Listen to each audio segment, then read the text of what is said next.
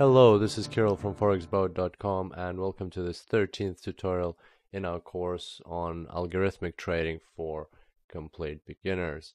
And today we're starting a new section in our course which is going to be about system design and trading functions, sending orders, working with prices and so on. So this is a very exciting part and I'm really glad that you've made it this far. We're going to be delving deeper into the actual forex market and finally start to do some basic algorithmic trading.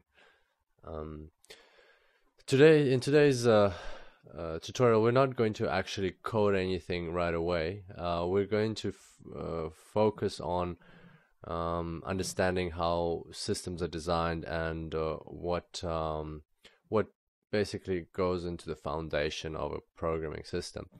Or an algorithmic trading system, and I think it is an important part, and it illustrates, this tutorial will illustrate that with any kind of algorithmic system development, you first have to sit down and understand what you want to create. And sometimes I even recommend writing these things down on a paper for yourself, so that you, when you do start coding, you understand exactly what the requirements are and what the algorithm will look like. Because clear requirements will always make your programming experience much more pleasurable and seamless, and you won't have to stop and rethink things along the way. So here I have a euro-dollar chart open in front of me, and pretty lucky that today is actually the weekend. It's Saturday, so the markets are not working, and we're going to take advantage of that. So the prices are still, and we're going to just discuss what would happen, what we'd want to do if we could trade now. But because the markets are still, we won't have this problem of the price moving around. So we're kind of discussing a freeze frame of the market. This is a bar chart, and I'm just going to change it to a line graph so that it's easier to discuss, so there's less clutter on the chart. Right now the ask price is 1.3608 for euro-dollar, and the bid price is 1.3606. So the ask price, I'm sure you're aware of this, but I'll just recap. The ask price is always higher than the bid price, and basically the ask price is the price it's the dearer price. So if you want to buy euros for dollars, you're going to have to do it at the ask price. So for every 1 euro, you're going to have to pay 1.3608 American dollars. And conversely, the bid price is always less than ask price. It's the cheaper of the two. So basically, if you want to sell euros for dollars, you're going to get this amount of dollars for every euro. And the difference between them is called the spread. So that basically, in essence, the spread is at what disadvantage you are, or that price you pay for conducting these transactions. And that's an important part because in our algorithms, we're going to have to take into account both the ask and the bid price and understand where to use which one. So let's see let's try to understand what kind of system we would possibly want to design. In this particular instance, we can't really, from what we see, we can't really tell whether the price is going to go up or is going to go down. So for argument's sake, let's suggest that the price is going to go up. So what would we need in a algorithmic trading system that is going to buy euros against dollars? Because the price is going up, we want to buy euros cheap, and then when the price goes up, we want to sell them. So first of all, we're going to have to understand how far do we think the price is going to go up by. And let's, for example, say there's going to be 10 pips that the price is going to increase by. And so basically it will get to the level of 1.3616. And if you notice here, I'm using the bid price. So how this works is, if we want to buy euros for dollars, we're going to have to use the ask price to buy them. And for every €1, we're going to have to pay $1.3608. But then if we want to sell them, we're going to be selling at the bid price. So this gap over here it's already our disadvantage. It's already what we lose just by initiating this transaction.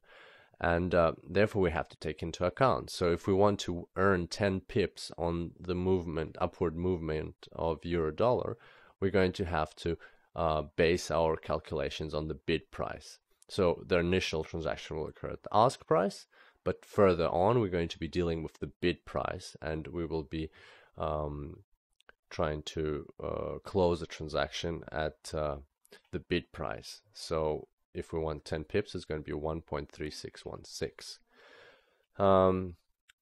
So that's the first part, and you'd think that that is the full extent of the trading system, but that wouldn't be correct, because if we also have to take into account a possible downward movement, and we have to protect our position from very high losses. So let's see, what is the maximum that we can afford to lose? Let's say it's also 10 pips. So in that case, we need to set a stop loss at bid minus 10 pips, which is 1.3596. So as you can see, a simple trading system that suggests an upward movement has to have certain factors built into it. It has to open a position at the ask price, then it has to have a take profit at the bid price plus 10 pips, and has to have a stop loss at the bid price minus 10 pips.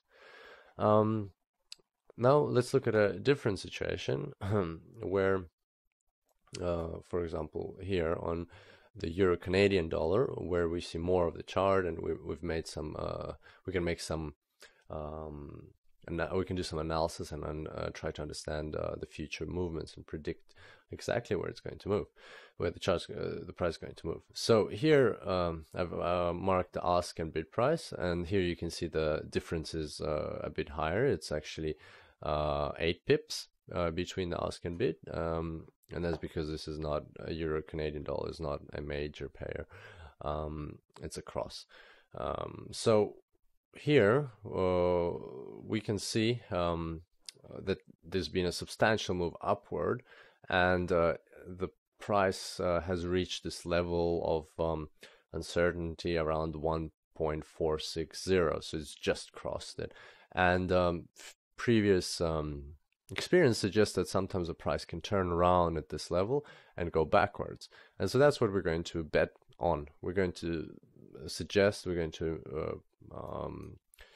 speculate that the price is going to go down from here, and is going to reach a certain level, and we're going to try to capitalize on that.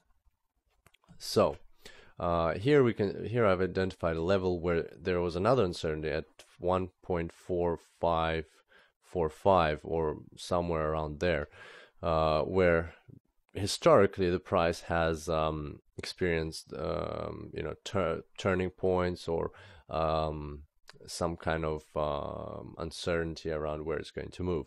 So what we will do is we'll use that level, and we'll expect the price to go down to that level, but we will exit the position just before the price gets there, and that will put us on the safe side. So we'll exit the position at the blue line, and then that way we can avoid getting into this, getting close to this level where the price may turn around and may not turn around. So exiting at the blue line is being on the safe side. So if we have a sell position, which will open here at the bid price, then the take profit we're going to set at 1.4555.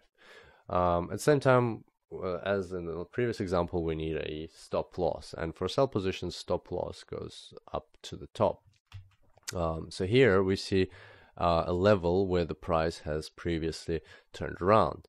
So what we'll do is we will speculate that if the price does go upward against our position, there is a probability that it will actually turn around at the yellow line and then go down like it did over here, and reach our take profit, so we can actually still make money. So in that case, we would want to set the stop loss above the yellow line, so we don't lose this opportunity of the price actually turning around.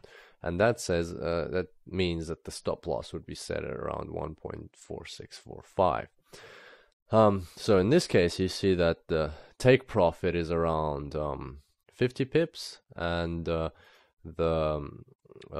stop loss is around 40 pips, or basically to be more correct, we have to be working with the ask price. So the take profit is 57 pips, stop loss is around 33 pips. So to sum up, this strategy, even though it is similar to the previous one which we discussed here, these two strategies have different requirements. In the first strategy, we were choosing an entry level based on the market price, and then we were setting the stop loss and take profit and stop loss based on a fixed number of pips, which was 10 pips for both. In this strategy, this approach is different. We are still using the market price to enter, but to exit, we're not using a fixed stop loss or take profit. To exit, we're actually using price levels which we see on the market, and we're moving away a little bit from them.